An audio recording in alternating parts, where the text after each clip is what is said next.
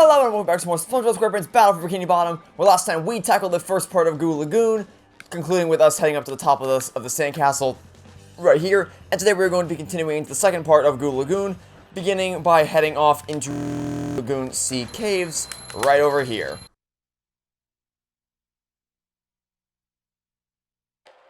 Hello, Gary. What's new? You don't say. Squidward bought a new sweater. Oh, he's so crazy. Meow. And there's a golden spatula at the end of this cave. Wow! Well, you heard him. There's a golden spatula waiting for us at the end of this cave. And before we do that, we're going to want to make sure we hit the teleport box over here, because we're going to need to come back here a little bit later. Next, we're going to want to jump across these three platforms and do it quickly so that the water doesn't rise up. Oh, looks like we're a bit too late. Yeah, if you're too late in actually jumping, then the water might rise up and make sure that you can't step on the third platform. So you want to make sure you wait until the water descends, or the water sinks, and then you can actually head there. And if you're feeling risky, which I apparently was, you can jump across these tikis, and this is a good opportunity for me to introduce the idea of pointing your camera down, because if you point your camera down, it can be a little bit easier to see exactly where SpongeBob's going to land, which can make making certain jumps a little bit easier. So I'm going to be implementing this technique a few more times throughout the rest of the walkthrough, and it is a good idea to get used to it now, because it will be very, very useful later. So just make sure, if you're ever in a tricky spot, point the camera down, then you can see exactly where SpongeBob's going to land, and help adjust your positioning a little bit better.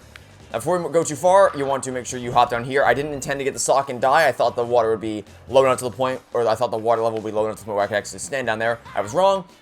I didn't wait long enough for the water to lower for me, so I can actually grab the sock, because as you can see, it does lower at some point. But yeah, I still grabbed the sock, and now we're going to bubble bash into this button to cause a little something to happen up ahead.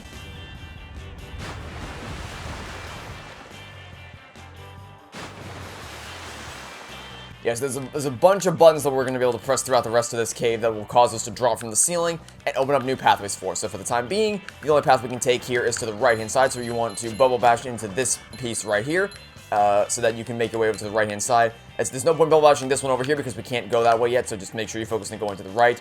And you may notice there's a little pathway up there, and you can see even in the distance, there's a sock waiting for us over there. But the only way to get up there is with the path of tikis that you can see leading in that direction. So this is why I mentioned that the camera down technique from earlier, because it's not impossible to do without using the camera down technique. It's more than doable, actually. But it is made significantly easier if you do this so that you can see exactly where SpongeBob is going to land, as I mentioned, so that you can guarantee you'll be able to make it across this gap and land over on the ledge and make your way across here so you can grab the sock at the very end. Because as I mentioned, this is a 100% walkthrough, and we're going to be collecting every single thing that we can. And there's a watermelon up here. Apparently, I guess they expect you to come up here with Patrick, but we don't need to. We can do it as SpongeBob perfectly fine. In fact, you need to do this as SpongeBob, or at least you need to do most of this cave as SpongeBob, because there's a lot of bubble bash opportunities that you can of course only do with SpongeBob.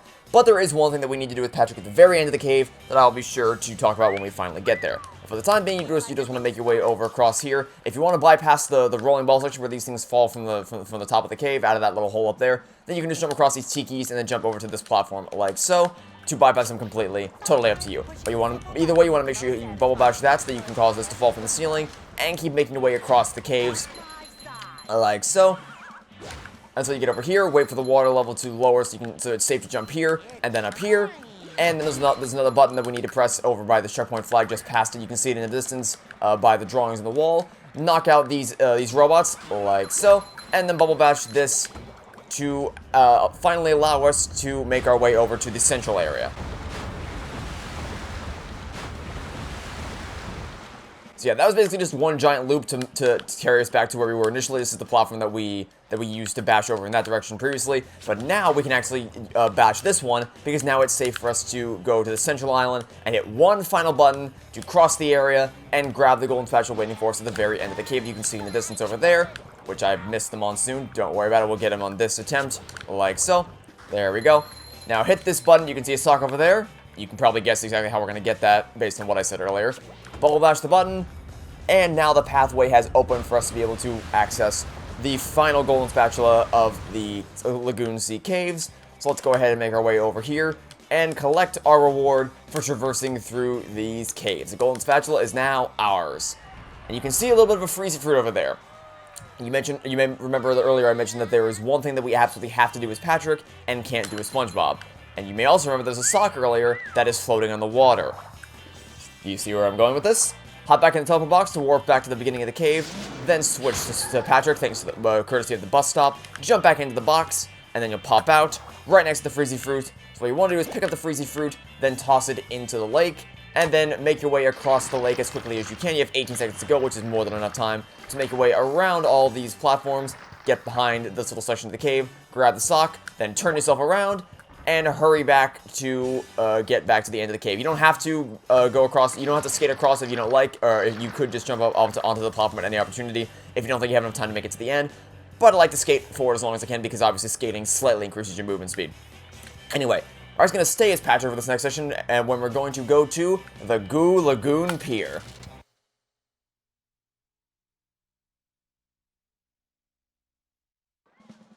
If yesterday was a day at the beach, then today is a day at the carnival. Sorry, lad, but the carnival is closed. A pesky robot has taken over me ticket booth. And worse, me money. If you help me get rid of that no-good robot, I'll give you a big reward. This section is a whole lot of fun. So to start off with, we're going to, obviously our first objective is to take out that ticket booth, because we need to destroy the robot within it. And the first thing I recommend doing is belly flopping next to this guy so that he can't harm you, then pick him up and just toss him into the ticket booth. Kill two birds with one stone. You decapacitate, you incapacitate the G-Love that's trying to attack you, and you take out the ticket booth. Two birds, one stone.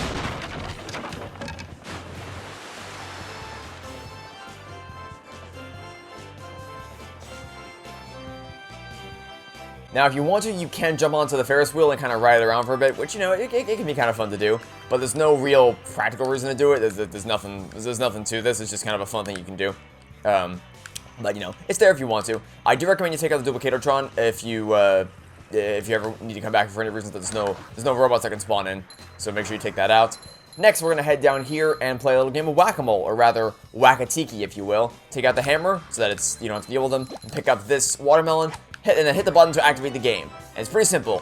You just gotta, well, whack all the tikis. It's, yeah, it's pretty simple.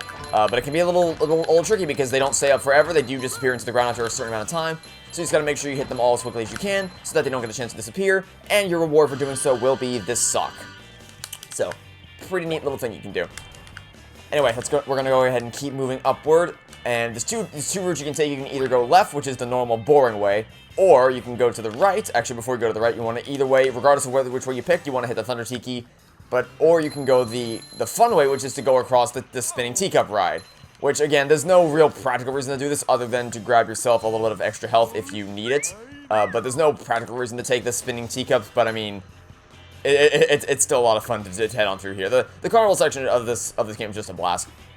But regardless of whether you took the left path or the right path to get over here, you will make your way over here all the same. And now we can proceed on with the rest of the level. Now that skee ball machine up ahead isn't going to be much use to us right now, but you may remember that I said there's going to be something we can do to grind for shiny objects very easily, and it all has to do with this skee ball machine. We can't do anything about it right now, but later, once we unlock a certain ability, we're going to come back here and grind ourselves a whole lot of shiny objects. Anyway, for the time being, what we're going to do is we're going to want to completely bypass the skee ball machine, but we will come back to it at some point. Don't you worry, we will return to the skee ball machine at some point.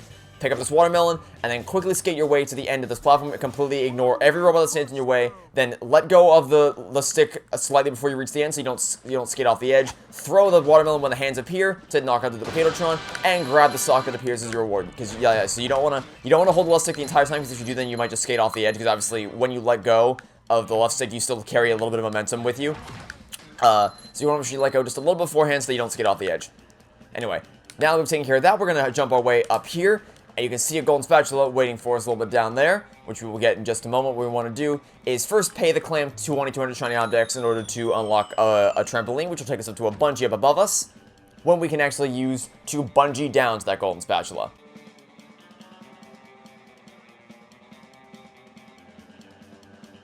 But of course, and I don't know if I've actually properly explained this, Patrick cannot use the bungee. The only character that we can place that can use the bungee is Spongebob, so we need to switch to Spongebob. But before we switch to Spongebob, you want to jump onto this Clamsicles box right here, and jump on top of this roof by landing on this little corner of it, then grab the sock waiting for us up here.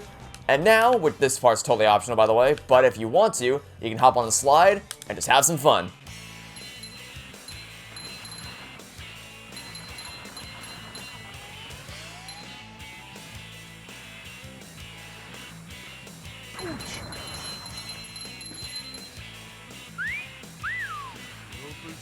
Again, this is totally optional. I just kind of want to let you guys listen to the music for a little bit. But what I do recommend doing is when you get to the end of the slide, you want to try to jump up towards the end, to jump up here and grab the purple shiny object as a result. So if you jump at the very end of the slide and then extend the time between your jumps, like I said, waiting to jump instead of just spamming the jump like this, then you'll be able to land on top of those tikis and grab the purple shiny object. So pretty cool. But again, the slide itself, totally optional, technically speaking. Anyway, now that we've had our fun, we're going to jump our way down here and head to the bus stop where we can switch to Spongebob, and then, return back over to that platform from before, where we can start bungeeing down, and then we'll be able to retrieve ourselves a golden spatula before we continue on with our quest to clear out the bumper boats for good old Mr. Krabs. Let's head on over here, and we're going to do a little bit of another bungee minigame. And unlike the Sea Needle, which is the last time we actually used the bungee, this one is significantly easier. You just jump on it, and then you bungee down, and then the gold spatula is yours. It's nothing compared to the Sea Needle. The Sea Needle was a very, very challenging section, which required precise movement, but this one just, you bungee down, then you win. Now, if you want to, you can use the trampoline over to the right-hand side to slowly bounce your way down to the bottom. There's really no point to, because you don't take fall damage. You can just kind of jump all the way down. It's up to you, though. Anyway, that's all we can do with Spongebob for now, so we're going to get ourselves a little bit of extra momentum by going off the slide and then hopping down here, so we don't have to walk our way down, and then switch back to Patrick, where we can pick up the watermelon right behind this bus stop, and use it to activate the button up top to extend the staircase we can use to get up to the top. And now it's just a matter of, well, clearing out the bumper boats. So it's pretty simple. It's just 2 hammers and 1 G-Love. You can try to knock them into each other, or you can try to stun them with the stun ability that we learned about at the end of Jellyfish Fields. Either way, you want to just take out all 3 enemies, and once you do so, you'll be able to hop back in this teleport box to warp back to Mr. Krabs and collect your reward for clearing out the bumper boats. Here is your reward. Oh boy, oh boy, oh boy.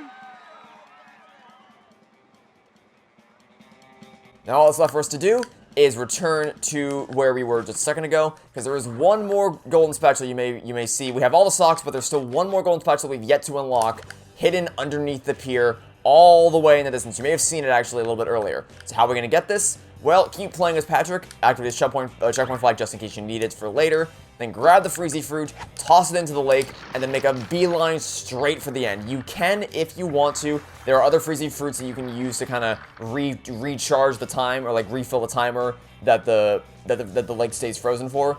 But you can make it all the way to the end of this section where you can grab the golden spatula with just one use of the Freezy Fruit. You have basically just enough time to make it all the way to the end in one shot without having to take any breaks to refreeze the lake, if you will. But either way, you can either go make a straight shot for the end, or you can take some pit stops along the way to refreeze the lake. Totally up to you. Either way, you'll get the job done. And then you can try to make your way back in time. You don't really have to, because either way, you're going to warp back to that standard checkpoint flag. So whether you make your way back across the lake and jump back up top, like I'm going to do in just a second, or I'm going to fail, like I just did right there, because I jumped too late. Either way, you'll end up back at the checkpoint flag, and then you can grab the watermelon and use it to launch yourself with the Patrick Teeter-Totter all the way back to Goo Lagoon Beach, because we still have one last thing to do for those who saw the last episode.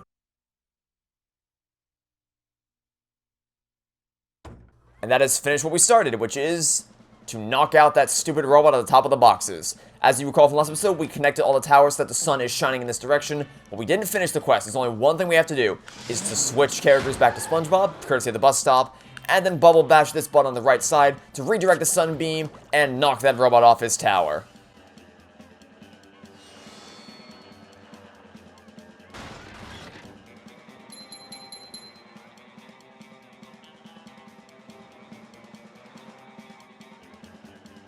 And now that we've done that, we can hop onto this trampoline to launch ourselves back to the core beach and collect our reward from Larry. Congratulations, SpongeBob! You're king of the beach! Here, have a golden spatula. And with that, our adventures in Goo Lagoon Beach have been completed. We have cleared out the main Goo Lagoon Beach, the sea caves, and the Goo Lagoon Pier. Had a blast all along the way, but now, sadly, it is time to return back to the main part of Bikini Bottom and gear up for our first major confrontation of the game, the first major boss battle. We've had some mini boss battles, by which I mean we had the we had King Jellyfish and we had the lighthouse ambush, but in terms of major boss battles, you ain't seen nothing yet, and we are gearing up for our first major confrontation, which we're going to be tackling in the next episode. But for now, we're just going to head back to the taxi pad and return back to Bikini Bottom.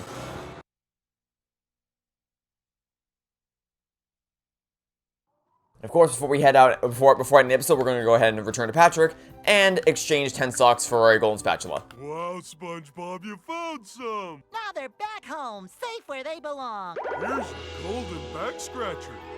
Spatula. I don't speak Italian. And with that, that is our adventures in Goo Lagoon completed, and our spatula from Patrick obtained. So that'll be it for now. Thanks for watching. Stay tuned for next time to catch you all tomorrow for some more Spongebob Squarepants Battle for Bikini Bottom. Goodbye.